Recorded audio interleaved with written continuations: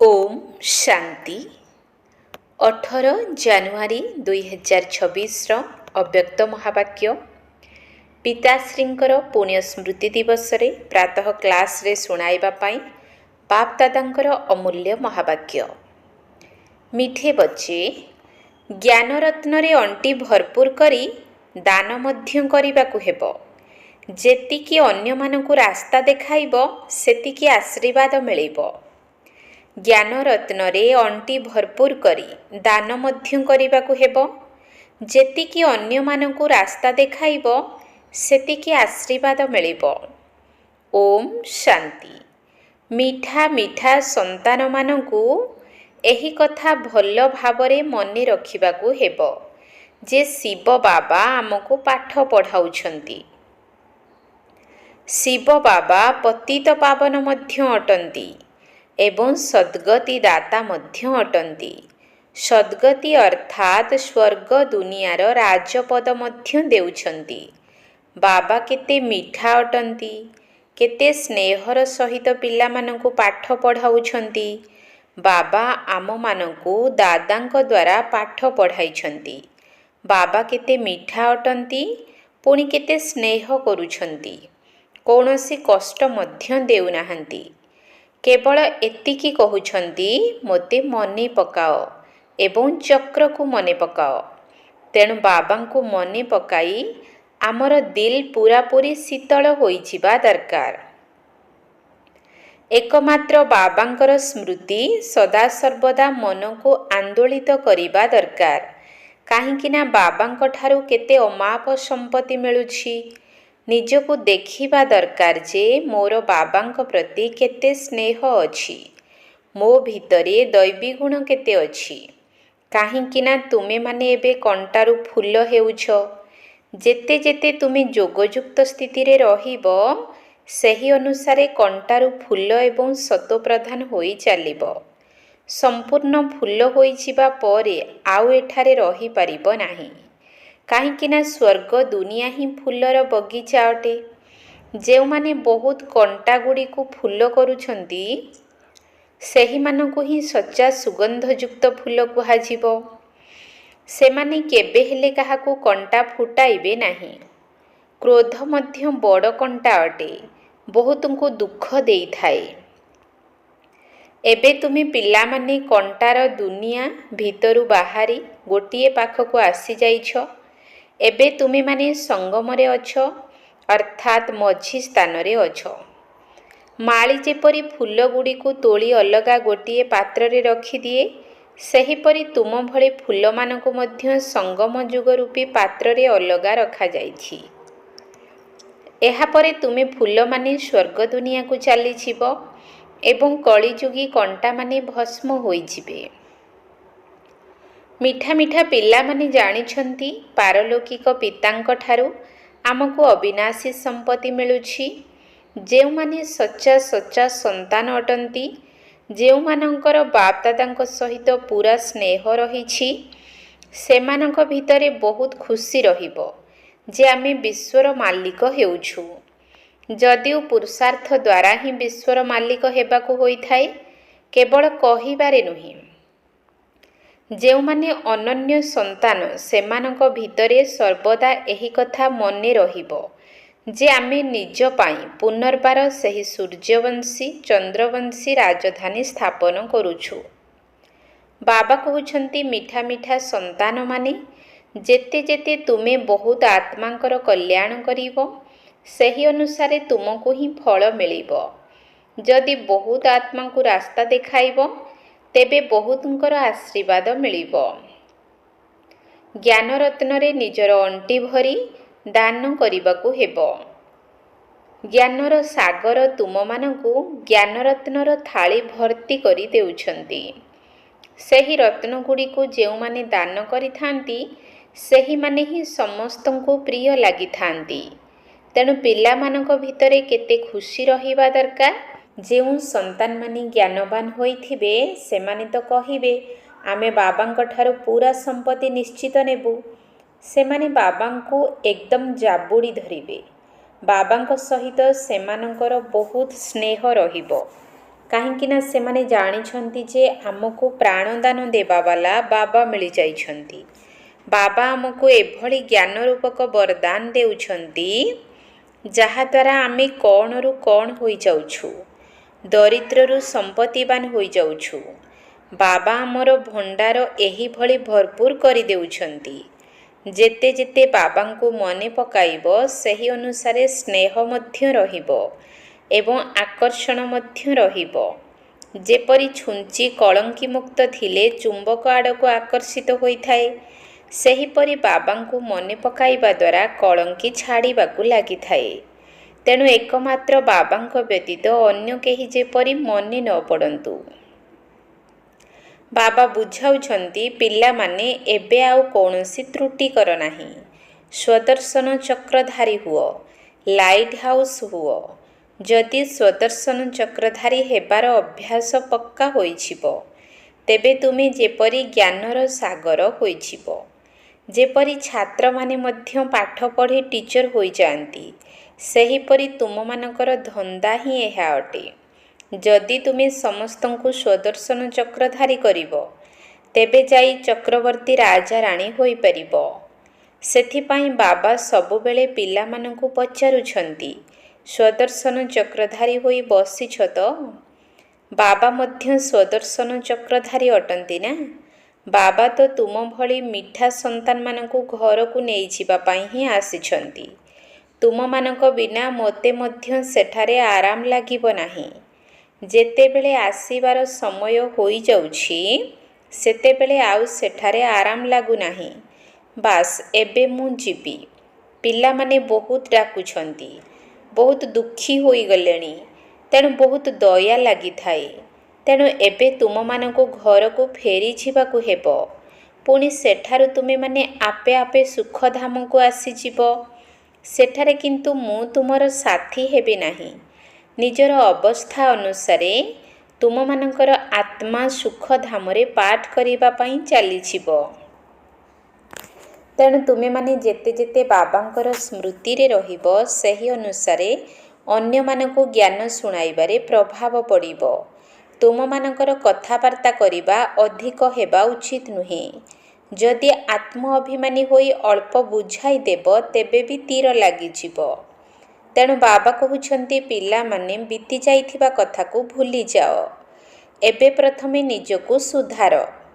ନିଜେ ଯୋଗ କରୁନଥିବ କିନ୍ତୁ ଅନ୍ୟକୁ କହୁଥିବ, ଏଭଳି ଠକାମି ଚାଲିପାରିବ ନାହିଁ। ଭିତରେ ଭିତରେ ମନ ନିଶ୍ଚିତ ଖାଉଥିବ। ବାବାଙ୍କ ସହିତ ଭଲ ଭାବରେ ସ୍ନେହ ନଥିବା କାରଣରୁ ପିଲାମାନେ ଶ୍ରୀମତରେ ଚାଲୁନାହାନ୍ତି। ବେହଦ୍ର ପିତାଙ୍କ ଭଳି ଶିକ୍ଷା ତ ଆଉ କେହି ଦେଇପାରିବେ ନାହିଁ। ବାବା କହୁଛନ୍ତି, ମିଠା ମିଠା ସନ୍ତାନମାନେ, ଏବେ ଏହି ପୁରୁଣା ଦୁନିଆକୁ ଭୁଲିଯାଅ। ଶେଷ ସମୟରେ ତ ଏସବୁ ଭୁଲିବାକୁ ହିଁ ପଡ଼ିବ। ବୁଦ୍ଧି ଶାନ୍ତିଧାମ ଏବଂ ସୁଖଧାମ ସହିତ ଲାଗିଯିବ। ବାବାଙ୍କୁ ବହୁତ ମନେ ପକାଇ ଶେଷରେ ତାଙ୍କ ପାଖକୁ ଚାଲିଯିବ। ପତିତ ଆତ୍ମା ତ ସେଠାକୁ ଯାଇପାରିବ ନାହିଁ। ତାହା ତ ହେଲା ପବିତ୍ର ଆତ୍ମାମାନଙ୍କର ଘର। ଏହି ଶରୀର ତ ପାଞ୍ଚ ତତ୍ତ୍ୱରେ ତିଆରି ହୋଇଛି।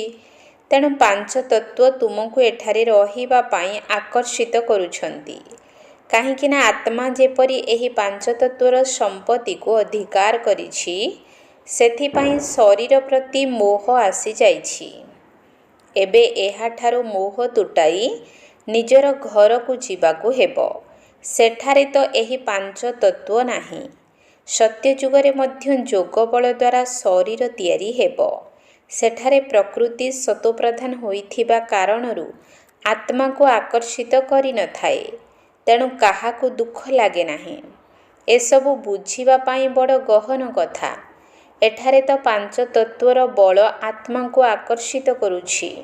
ସେଥିପାଇଁ ଶରୀର ଛାଡ଼ିବା ପାଇଁ ଇଚ୍ଛା ହେଉନାହିଁ। ନଚେତ୍ ଶରୀର ଛାଡ଼ିବା ସମୟରେ ଆହୁରି ଖୁସି ହେବା ଦରକାର। ପବିତ୍ର ହୋଇଗଲେ ତୁମେମାନେ ଏତେ ସହଜରେ ଶରୀର ଛାଡ଼ିବ ଯେପରି ଲହୁଣୀରୁ କେଶ ଆଦି ସହଜରେ ବାହାରି ଯାଇଥାଏ। ତେଣୁ ଶରୀରଠାରୁ ଏବଂ ସବୁଥିରୁ ସମ୍ପୂର୍ଣ୍ଣ ମୋହ ତୁଟାଇ ଦେବା ଦରକାର ଯେ ଏହା ସହିତ ମୋର କୌଣସି ସମ୍ପର୍କ ନାହିଁ। ବାସ୍ ମୁଁ ଏବେ ବାବାଙ୍କ ପାଖକୁ ଯାଉଛି। ଏହି ଦୁନିଆରୁ ନିଜର ସବୁ ଜିନିଷପତ୍ର ଏକାଠି କରି ପୂର୍ବରୁ ହିଁ ପଠାଇ ଦେଇଛି। କାରଣ ଏଗୁଡ଼ିକ ତ ସାଥିରେ ଯାଇପାରିବ ନାହିଁ, କେବଳ ଆତ୍ମାମାନଙ୍କୁ ହିଁ ଯିବାର ଅଛି। ଶରୀରକୁ ମଧ୍ୟ ଏହିଠାରେ ହିଁ ଛାଡ଼ି ଯିବାକୁ ହେବ। ବାବା ତ ନୂଆ ଶରୀରର ସାକ୍ଷାତକାର ମଧ୍ୟ କରାଇ ଦେଇଛନ୍ତି। ସେଠାରେ ତୁମକୁ ହୀରାନୀଳାର ମହଲ ମିଳିଯିବ। ଏଭଳି ସୁଖଧାମକୁ ଯିବା ପାଇଁ କେତେ ମେହନତ କରିବା ଦରକାର। ଏଥିରେ କେବେ ବି ଥକିଯିବା ଉଚିତ ନୁହେଁ। ରାତିଦିନ ବହୁତ ରୋଜଗାର ଜମା କରିବାକୁ ହେବ। ସେଥିପାଇଁ ବାବା କହୁଛନ୍ତି, ହେ ନିଦ୍ରାଜିତ ପିଲାମାନେ, କେବଳ ମୋତେ ହିଁ ମନେ ପକାଅ ଏବଂ ବିଚାର ସାଗର ମନ୍ଥନ କର। ଡ୍ରାମାର ରହସ୍ୟକୁ ବୁଦ୍ଧିରେ ରଖିବା ଦ୍ୱାରା ବୁଦ୍ଧି ଏକଦମ ଶୀତଳ ହୋଇଯିବ। ଯେଉଁମାନେ ମହାରଥୀ ହୋଇଥିବେ ସେମାନେ କେବେ ବି ହଲଚଲ ହୋଇପାରିବେ ନାହିଁ। ଯଦି ତୁମେ ଶିବ ବାବାଙ୍କୁ ଯୋଗ କରିବ, ତେବେ ସେ ମଧ୍ୟ ତୁମର ଦାୟିତ୍ୱ ନେବେ। ବାବା ତ ତୁମମାନଙ୍କୁ ଦୁଃଖରୁ ମୁକ୍ତ କରି ଶାନ୍ତିର ଦାନ ଦେଉଛନ୍ତି। ତୁମକୁ ମଧ୍ୟ ଅନ୍ୟମାନଙ୍କୁ ଶାନ୍ତିର ଦାନ ଦେବାକୁ ହେବ। ତୁମର ଏହି ଅବିନାଶୀ ଶାନ୍ତି ଅର୍ଥାତ୍ ଯୋଗର ଶକ୍ତି ଅନ୍ୟମାନଙ୍କୁ ମଧ୍ୟ ଏକଦମ ଶାନ୍ତ କରିଦେବ। ତୁମେମାନେ ବାବାଙ୍କ ସ୍ମୃତିରେ ରହି ଦେଖ, ଏହି ଆତ୍ମା ଆମ କୁଳର ନା ନାହିଁ। ଯଦି ହୋଇଥିବ, ତେବେ ଏକଦମ ଶାନ୍ତ ହୋଇଯିବ। ଯେଉଁମାନେ ଏହି କୁଳର ହୋଇଥିବେ, ସେହିମାନଙ୍କୁ ହିଁ ଏହି ସବୁ କଥା ପ୍ରତି ଆଗ୍ରହ ଆସିବ। ପିଲାମାନେ ଯଦି ମନେ ପକାଉଛନ୍ତି, ତେବେ ବାବା ମଧ୍ୟ ସ୍ନେହ ଦେଉଛନ୍ତି। ଆତ୍ମାକୁ ହିଁ ସ୍ନେହ କରାଯାଏ। ଏକଥା ମଧ୍ୟ ଜଣାଅଛି ଯେ ଅଧିକ ଭକ୍ତି ଯେଉଁମାନେ କରିଥିବେ, ସେହିମାନେ ହିଁ ଅଧିକ ପଢ଼ିବେ। ସେମାନଙ୍କ ଚେହେରାକୁ ଦେଖି ଜଣାପଡ଼ିଯିବ ଯେ ବାବାଙ୍କ ପ୍ରତି ଏହାଙ୍କର କେତେ ସ୍ନେହ ଅଛି। ଆତ୍ମା ହିଁ ବାବାଙ୍କୁ ଦେଖିଥାଏ। ବାବା ଆମ ଆତ୍ମାମାନଙ୍କୁ ପାଠ ପଢ଼ାଉଛନ୍ତି। ବାବା ମଧ୍ୟ ଭାବୁଛନ୍ତି, ମୁଁ ଏତେ ଛୋଟ ଆତ୍ମା ବିନ୍ଦୁକୁ ହିଁ ପାଠ ପଢ଼ାଉଛି। ଆଗକୁ ଗଲେ ତୁମର ଏହିଭଳି ଅବସ୍ଥା ହୋଇଯିବ। ତୁମେମାନେ ମଧ୍ୟ ଭାବିବ, ମୁଁ ଆତ୍ମା ଭାଇକୁ ପଢ଼ାଉଛି। ଚେହେରା ଭଉଣୀର ହୋଇଥିଲେ ମଧ୍ୟ ତୁମର ଦୃଷ୍ଟି ଆତ୍ମା ଆଡ଼କୁ ଯିବା ଉଚିତ। ଶରୀର ପ୍ରତି କେବେ ବି ଦୃଷ୍ଟି ନ ଯାଉ। ଏଥିରେ ବହୁତ ମେହନତ କରିବାକୁ ହେବ। ଏସବୁ ବଡ଼ ଗହନ କଥା। ଏହା ବହୁତ ଉଚ୍ଚ ପାଠପଢ଼ା ଅଟେ। ଅନ୍ୟ ପାଠପଢ଼ା ସହିତ ଏହାକୁ ତୁଳନା କରିଲେ ଏହାର ପଲ୍ଲା ବହୁତ ଭାରୀ ହୋଇଯିବ। ଆଚ୍ଛା, ମିଠେ ମିଠେ ଶିକିଲଧେ ସନ୍ତାନମାନଙ୍କ ପ୍ରତି ମାତା ପିତା ବାପଦାଦାଙ୍କର ସ୍ନେହ ସମ୍ପନ୍ନ ଶୁଭେଚ୍ଛା ଏବଂ ସୁପ୍ରଭାତ।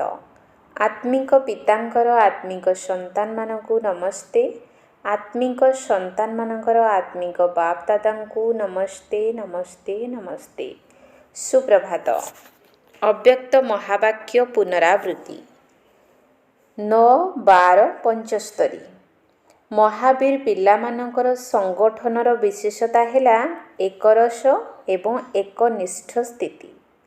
ମହାବୀର ଅର୍ଥାତ୍ ବିଶେଷ ଆତ୍ମା। ଏହିଭଳି ମହାବୀର ବିଶେଷ ଆତ୍ମାମାନଙ୍କର ସଂଗଠନର ବିଶେଷତା ବର୍ତ୍ତମାନ ସମୟରେ ଏହିଭଳି ହେବା ଦରକାର, ଯାହାକି ଏକା ସମୟରେ ସମସ୍ତଙ୍କର ଏକରସ ଏବଂ ଏକନିଷ୍ଠ ଅବସ୍ଥା ହୋଇପାରୁଥିବ। ଅର୍ଥାତ୍ ଯେତେ ସମୟ ପର୍ଯ୍ୟନ୍ତ ଯେଉଁ ସ୍ଥିତିରେ ରହିବା ପାଇଁ ଚାହିଁବ, ସେତିକି ସମୟ ସେହି ସ୍ଥିତିରେ ସଂଗଠିତ ରୂପରେ ସ୍ଥିତ ହୋଇଯାଉଥିବ। ସଂଗଠିତ ରୂପରେ ସମସ୍ତଙ୍କର ସଂକଳ୍ପ ରୂପୀ ଆଙ୍ଗୁଳି ଏକାଭଳି ହେବା ଉଚିତ। ଯେତେଦିନ ପର୍ଯ୍ୟନ୍ତ ସଂଗଠନର ଏହିଭଳି ଅଭ୍ୟାସ ପଡ଼ିନାହିଁ, ସେତେଦିନ ପର୍ଯ୍ୟନ୍ତ ସିଦ୍ଧି ମିଳିପାରିବ ନାହିଁ। ଯଦି ସଂଗଠନ ଭିତରେ ଏବେ ନିର୍ଦ୍ଦେଶ ମିଳିବ ଯେ 5 ମିନିଟ୍ ପାଇଁ ବ୍ୟର୍ଥ ସଂକଳ୍ପକୁ ବିଲକୁଲ ସମାପ୍ତ କରି ନିଜର ଶକ୍ତିଶାଳୀ ବୀଜରୂପ ସ୍ଥିତିରେ ଏକରସ ଅର୍ଥାତ୍ ସ୍ଥିର ଭାବରେ ସ୍ଥିତ ହୋଇଯାଅ। କ'ଣ ଏହିଭଳି ଅଭ୍ୟାସ ଅଛି ତ? ଏମିତି ନୁହେଁ ଯେ କିଏ ମନନ କରିବାର ସ୍ଥିତିରେ ଥିବ, ଆଉ କିଏ ଆତ୍ମିକ ବାର୍ତ୍ତାଳାପ କରୁଥିବ, ଆଉ କିଏ ଅବ୍ୟକ୍ତ ସ୍ଥିତିରେ ରହିଥିବ। ଯଦି ନିର୍ଦ୍ଦେଶ ମିଳିଥିବ ବୀଜରୂପ ସ୍ଥିତିରେ ସ୍ଥିତ ହେବା ପାଇଁ, କିନ୍ତୁ ତୁମେ ଆତ୍ମିକ ବାର୍ତ୍ତାଳାପ କରୁଥିବ, ତେବେ ଆଦେଶକୁ ତ ମାନିଲ ନାହିଁ ନା। ତେବେ ଏହିଭଳି ଅଭ୍ୟାସ ସେତେବେଳେ ହେବ ଯେତେବେଳେ ପ୍ରଥମେ ବ୍ୟର୍ଥ ସଂକଳ୍ପକୁ ସମାପ୍ତ କରିବ। କେବଳ ବ୍ୟର୍ଥ ସଂକଳ୍ପ ପାଇଁ ହିଁ ସ୍ଥିତି ହଲଚଲ ହୋଇଥାଏ। ଏହିସବୁ ବ୍ୟର୍ଥ ସଂକଳ୍ପଗୁଡ଼ିକୁ ସମାପ୍ତ କରିବା ପାଇଁ ଏବଂ ନିଜର ସଂଗଠନକୁ ଶକ୍ତିଶାଳୀ ବା ଏକମତ କରିବା ପାଇଁ କେଉଁ ଶକ୍ତି ଆବଶ୍ୟକ? ଏଥିପାଇଁ ଗୋଟିଏ ହେଲା ବିଶ୍ୱାସ, ଦ୍ୱିତୀୟରେ ସମାହିତ କରିବାର ଶକ୍ତି ମଧ୍ୟ ଦରକାର। ତେବେ ସଂଗଠନକୁ ଯୋଡ଼ି ରଖିବାର ସୂତ୍ର ହେଲା ବିଶ୍ୱାସ। କେହି ଯଦି କିଛି କରିଛି, ଧରିନିଅ ଭୁଲ ବି କରିଛି, କିନ୍ତୁ ସଂଗଠନ ଅନୁସାରେ ବା ନିଜର ସଂସ୍କାର ଅନୁସାରେ ବା ସମୟ ଅନୁସାରେ ସେ ଯାହା ବି କରିଛି ତାର ମଧ୍ୟ ନିଶ୍ଚିତ କୌଣସି ଉଦ୍ଦେଶ୍ୟ ବା ଅର୍ଥ ଥିବ। ସଂଗଠିତ ରୂପରେ ଯେଉଁଠି ସେବା ଅଛି ସେଠାରେ ତାର ସଂସ୍କାରକୁ ମଧ୍ୟ ଦୟାଶୀଳ ଦୃଷ୍ଟିରେ ଦେଖିବା ସହିତ ସଂସ୍କାରକୁ ସାମ୍ନାରେ ନ ରଖି ଏଥିରେ ମଧ୍ୟ କୌଣସି କଲ୍ୟାଣ ଥିବ। ତେଣୁ ତାଙ୍କୁ ସାଥିରେ ନେଇ ଚାଲିବାରେ ହିଁ କଲ୍ୟାଣ ରହିଛି। ସଂଗଠନ ଭିତରେ ଯେତେବେଳେ ପରସ୍ପର ପ୍ରତି ଏହିଭଳି ବିଶ୍ୱାସ ରହିବ ତେବେ ଯାଇ ସଫଳତା ମିଳିପାରିବ। ତେଣୁ ପ୍ରଥମରୁ ହିଁ ବ୍ୟର୍ଥ ସଂକଳ୍ପ ଚଲାଇବା ଉଚିତ ନୁହେଁ। ଯେପରିକି କେହି ନିଜର ଭୁଲକୁ ହୃଦବୋଧ କରୁଛନ୍ତି କିନ୍ତୁ ତାକୁ କେବେ ବି ଅନ୍ୟମାନଙ୍କୁ ଜଣାଇବା ପାଇଁ ଚାହିଁବେ ନାହିଁ, ବରଂ ତାକୁ ମନ ଭିତରେ ରଖିଦେବେ। ଅନ୍ୟ କେହି ବି ଯଦି କାହାକୁ ଶୁଣାଇ ଦେବ ତାହେଲେ ବି ଖରାପ ଲାଗିବ। ସେହିପରି ଅନ୍ୟମାନଙ୍କର ଭୁଲକୁ ମଧ୍ୟ ନିଜର ଭୁଲ ଭାବି କାହା ଆଗରେ ବର୍ଣ୍ଣନା କରିବା ଉଚିତ ନୁହେଁ। ବ୍ୟର୍ଥ ସଂକଳ୍ପ ମଧ୍ୟ ଚଲାଇବା ଉଚିତ ନୁହେଁ, ବରଂ ତାକୁ ମଧ୍ୟ ମନ ଭିତରେ ଲୁଚାଇ ଦେବା ଦରକାର। ପରସ୍ପର ପ୍ରତି ଏତିକି ବିଶ୍ୱାସ ରହିବା ଦରକାର, ବରଂ ସ୍ନେହର ଶକ୍ତି ଦ୍ୱାରା ତାକୁ ଠିକ୍ କରିଦେବା ଦରକାର। ଯେପରି ଲୌକିକ ହିସାବରେ ମଧ୍ୟ ଘର କଥା ବାହାରକୁ ଦିଅନ୍ତି ନାହିଁ, ନଚେତ୍ ଘରର ହିଁ ଇଜ୍ଜତ ହାନି ହୋଇଥାଏ। ସେହିପରି ସଂଗଠନ ଭିତରେ ମଧ୍ୟ ତୁମର ସାଥୀ ଯଦି କିଛି ବି କରିଛି ତେବେ ସେଥିରେ ନିଶ୍ଚିତ କିଛି ରହସ୍ୟ ଥିବ। ଯଦି ସେ ଭୁଲ ବି କରିଛି ତେବେ ବି ତାକୁ ପରିବର୍ତ୍ତନ କରିଦେବା ଉଚିତ। ଏହି ଦୁଇ ପ୍ରକାରର ବିଶ୍ୱାସ ରଖି ପରସ୍ପର ସହିତ ସମ୍ପର୍କରେ ଆସିଲେ ସଂଗଠନର ସଫଳତା ହୋଇପାରିବ। ଏଥିରେ ସମାହିତ କରିବାର ଶକ୍ତି ଅଧିକ ଦରକାର।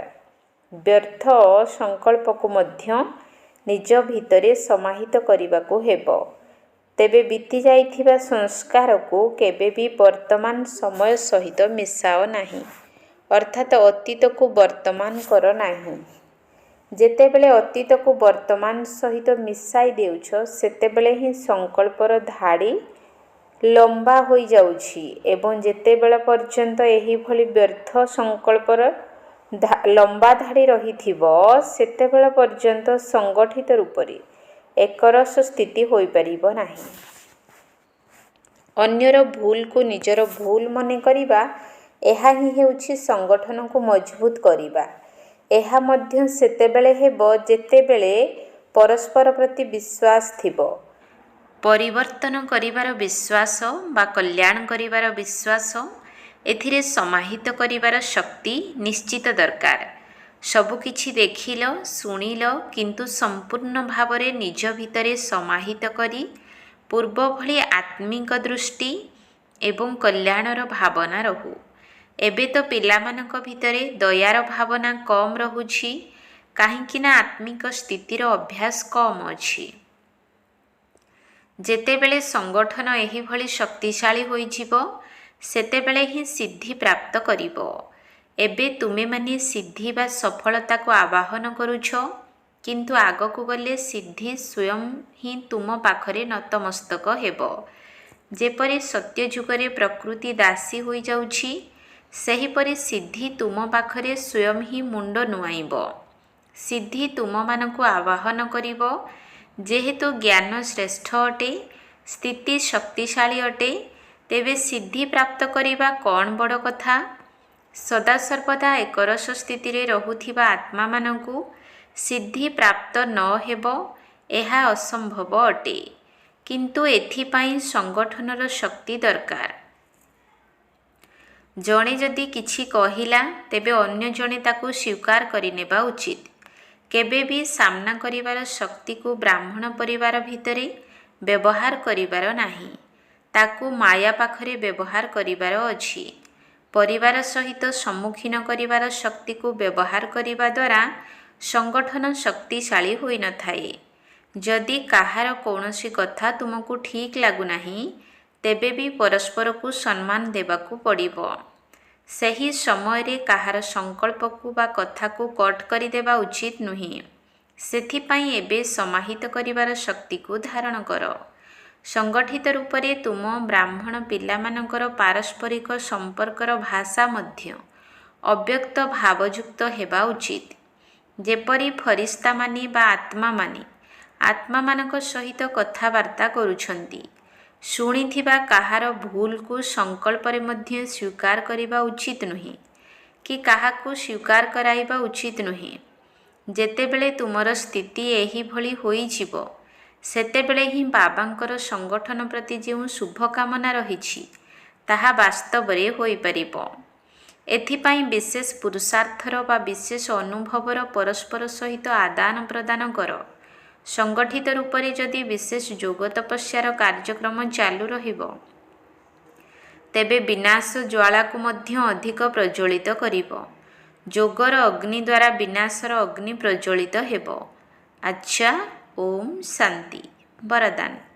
व्यक्तरे रही अव्यक्त फरिस्ता रूपर साक्षात्कार कराउथिबा श्वेत वस्त्रधारी एवं श्वेत आलोकधारी हुओ। व्यक्तरे रही अव्यक्त फरिस्ता रूपर साक्षात्कार कराउथिबा श्वेत वस्त्रधारी एवं श्वेत आलोकधारी हुओ। एबे चारिआडे जेपरि एही समाचार प्रचार हेबारे लागिछि जे एही श्वेत वस्त्रधारी माने किए अटंती एवं केउठु आसिछंती, सेहीपरि एबे फरिस्ता रूपर साक्षात्कार कराओ। एहाकु कुहा जाए डबल सेवार रूप। बादल जेपरि चारिआडे खेली जाइथाए, सेहीपरि चारिआडे फरिस्ता रूपरे प्रकट होई जाओ। जेउ आडे भी देखंतु फरिस्ता ही दृष्टि को आसंतु, किंतु एभली सेतेबेले होई परिबो जेतेबेले तुमे माने शरीर ठारू अलगा होई अंतबाहक शरीर द्वारा चक्र लगाइबार अभ्यासी हेबो एवं तुम मानकर मानसिक स्थिति शक्तिशाली हेबो। स्लोगान। सर्वगुण बा सर्वशक्तिर अधिकारी हेबा पाई आज्ञाकारी हुओ। सर्वगुण बा सर्वशक्तिर अधिकारी हेबा पाई आज्ञाकारी हुओ। अव्यक्त इशारा। एही अव्यक्ति मासरे बंधन मुक्त होई जीवन मुक्त स्थितिर अनुभव कर। जेपरि बाबा सर्वदा स्वतंत्र अटंती, सेहीपरि बाप समान हुओ। बाप दादा एबे पिलामानकु परतंत्र अवस्थारे देखि पारु नाहंती। जदि तुमे निजकु स्वतंत्र करि पारु नाहो, निजे ही निजर दुर्बलता ठारू हारि जाउछ, तेबे विश्व परिवर्तक किपरि हेबो। तेणु एबे एही स्मृति को बढ़ाओ जे मु मास्टर सर्वशक्तिमान अटे। एहा द्वारा सबु प्रकारर पंजुरीरु मुक्त होई उड़ंता पक्षी होई जिवो। ओम शांति।